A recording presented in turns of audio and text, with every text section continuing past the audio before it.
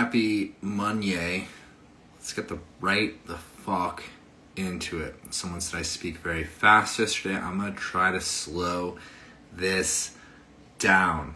Inflammation. It's a nice buzzword. We all throw it around. Inflammation this, inflammation that, anti-inflammatory this, anti-inflammatory that. In the fat loss hierarchy, it's a little bit down the chain.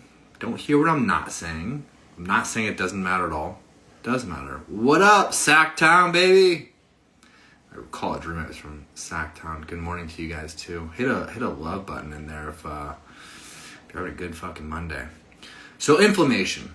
We're looking at two things, right?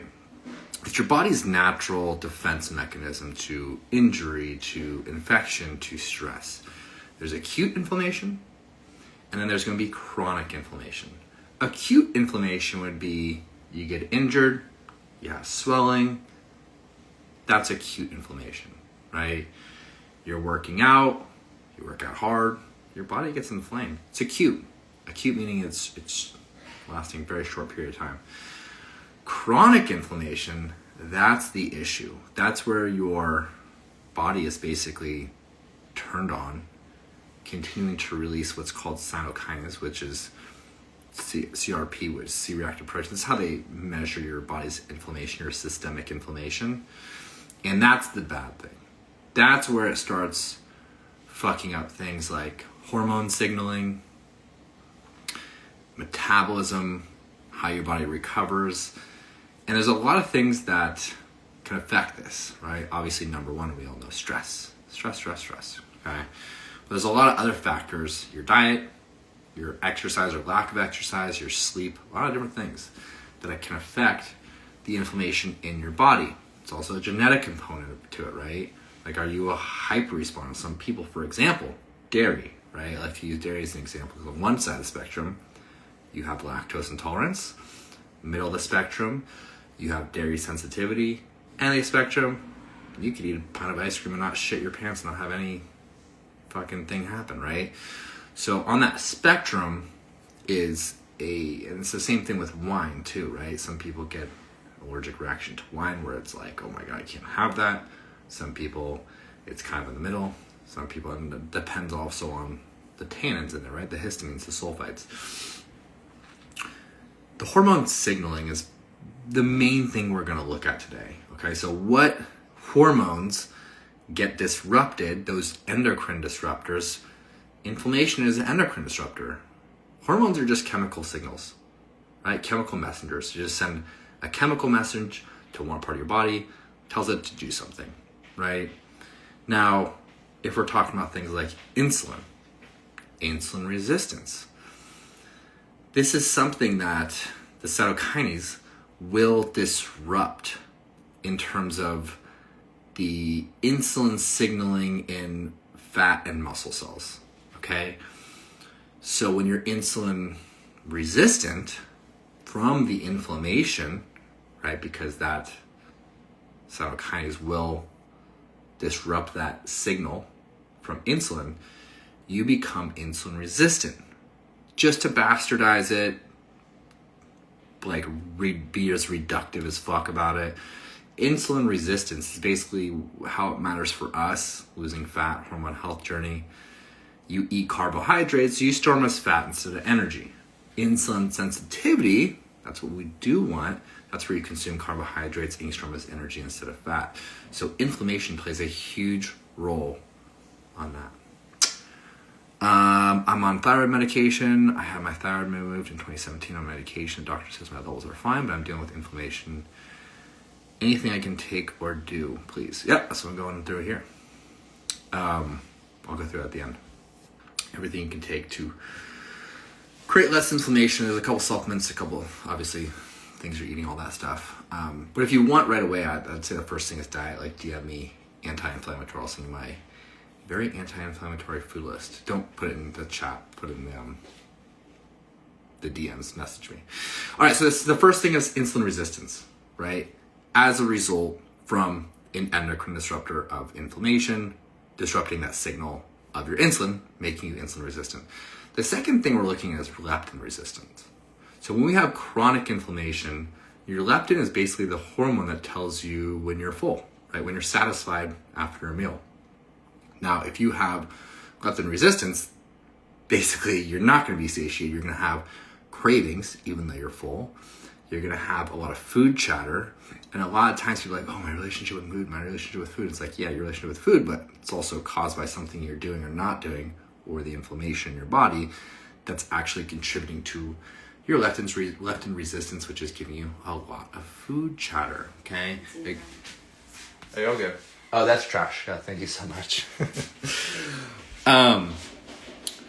So those are the main things we're looking at in terms of hormones. The last one would be your T4 to T3 conversion. Now your T4 to T3 is your active thyroid hormone. Thyroid has a humongous role in, basically like your metabolism, up or down, right? And so the other thing that gets disrupted besides the thyroid is going to be your testosterone, and testosterone, even for women, is important. That's why a lot of women that are going on hormone replacement therapy, they'll put you on testosterone to boost your estrogen and boost your testosterone as well, because as women, you need testosterone too. So the T4 to T3 is going to be disrupted by inflammation. Also, if you have inflammation, that does affect your gut health. So indirectly, T4 to T3, that conversion happens at your gut, along with GLP-1 secretion, glucagon-like peptide. Everyone knows Ozempic, right? GLP-1 agonist. So Ozempic is basically something that helps your body. It's an agonist that helps your body secrete its natural GLP-1. You produce it normally, right? A couple things that actually help with that. One, research shows the slower you eat, the slower you talk. No, I'm just kidding. The slower you eat, the more GLP-1 secretion you'll have, which will make you feel full all day long. But indirectly, inflammation has a role in gut health. Okay, so those are the top 3 hormones of inflammation. Now we're going to get into, I know someone just asked earlier, what can you do and take for anti-inflammation? The one I love most is going to be milk thistle. Milk thistle also supports liver detox. I think I went over this yesterday. Yeah. Milk thistle is a very, very anti-inflammatory food or supplement. Monday, I was thinking about food, about anti-inflammatories. The best anti-inflammatory fruit to always keep in your cabinets: pineapples and bananas. Bromelain, which is in pineapples, it's like the anti-inflammation superhero. Okay? Bananas, not only have a lot of anti-inflammatory properties, but they're very, very high in potassium, and electrolyte balance plays a huge role in inflammation, right? So let's start there with your fruit, okay? As far as carbohydrates, always have sweet potatoes in the hand. Those are the most anti-inflammatory vegetable. Yes, I struggle with this too. Please help with the thyroid issue. Yeah. But I get inflamed so easily, yeah. And that could be the thyroid. It could also be just like you're a hyper responder. I was talking about there's a genetic component to inflammation. And inflammation is just a response to what's going on. And it might be accidentally sending, you might have just a stronger signal, unfortunately. Right? So the foods, the bananas, the pineapples, the sweet potatoes, as far as fats, I'd go with walnuts. And just like always have those in your rotation. Just have those once a day, right? Now, if we're looking at the supplements, milk thistle, that's one you definitely want to keep in your arsenal. By the way, again, if you want my anti-inflammatory food list, DM the anti-inflammatory, I'll send you the whole thing. Next, we're going to be looking at sleep, okay? 7 to 9 hours. I have so many women like, oh yeah, 5 or 6 hours, I feel great. It's like, you don't feel great. You just don't know what feeling good feels like anymore because you've been sleeping like shit for so long. 7 to 9 hours. Sleep supplements are great. I use Sleep Multiplier by Prestige Labs. I'll give you my employee discount. I get 40% off. You can just use it on. I don't care. That's a really good one because sleep supplements are supposed to not only just, most of them just out there just get you to sleep, right? They're supposed to keep you asleep and recharge your metabolism because your metabolism does greatly down regulate while you sleep. That Sleep Multiplier does all 3. Now, sleep supplements like melatonin are the most commonly overdosed supplements. You're like, oh, you're groggy, sleep supplements. Like, no, you just either overdosed it, you took it way too close to actually the time you're going to sleep. You should be taking it 90 minutes to 2 hours before you fall asleep. People are taking it like right before they fall asleep. It's going to make you feel like shit the next day. And some people actually don't even need melatonin, right? Some people aren't deficient in it, right? So sleep multiplier, it's a really good one. It has efficacious dosing, very low. So it'll help you out, all right? Then we're going to look at exercise, okay? Steady state cardio, that's going to F up your cortisol, but it's also going to, we're talking about chronic inflammation, talking about cortisol elevated all day long. That's something that's going to elevate your cortisol all day long. Don't hear what I'm not saying. I'm not saying don't do cardio. I'm just saying you need to balance that with some HIIT, and you need to balance that and traditional HIIT, not like your workout class. It's a glorified cardio routine. You need to be going balls to the walls, 30 seconds, 10 seconds, hard as you can. If you think like one of those air bikes with your hands on it, right, cranking back and forth, and then you do a 2-to-1 rest to work ratio. So if your work is 10 seconds on the air bike, you're taking at least 20 seconds rest, right? Those negative work to rest ratios. Negative plus, I don't know, which direction. Anyways, and getting some strength training in, okay?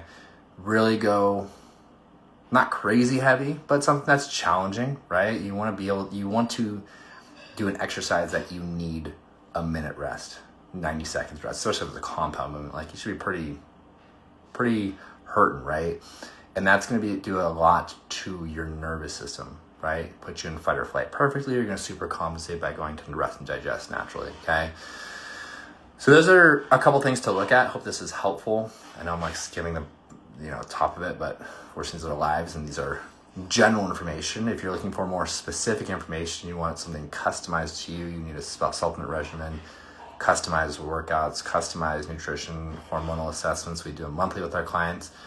You can DM me Metabolic AF for more information on my one-on-one coaching. Metabolic as Female Method. Love y'all. Hope this is helpful, and happy Monday.